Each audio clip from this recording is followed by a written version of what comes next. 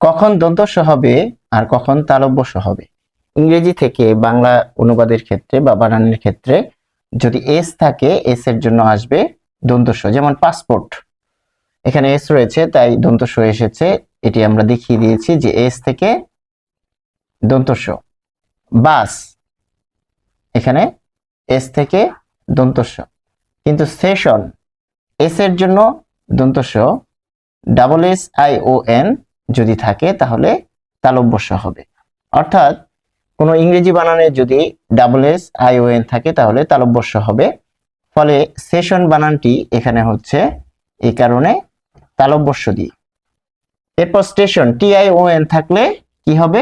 তালব্যস্ব হবে। এখানে টি I O N, ফলে এখানে তালব্যস্ব।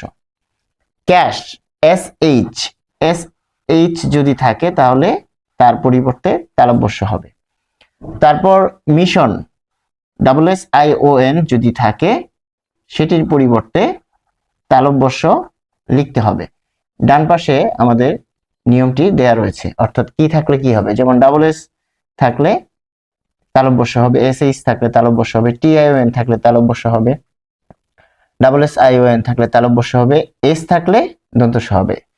ফলে স্টেশন বানানটি স্টেশনে শুরু হয়েছে এস দিয়ে, যে কারণে এখানে দন্তস্ব, আর টি আই ও এন রয়েছে একই বানানে, ফলে এর জন্য তালব্যস্ব।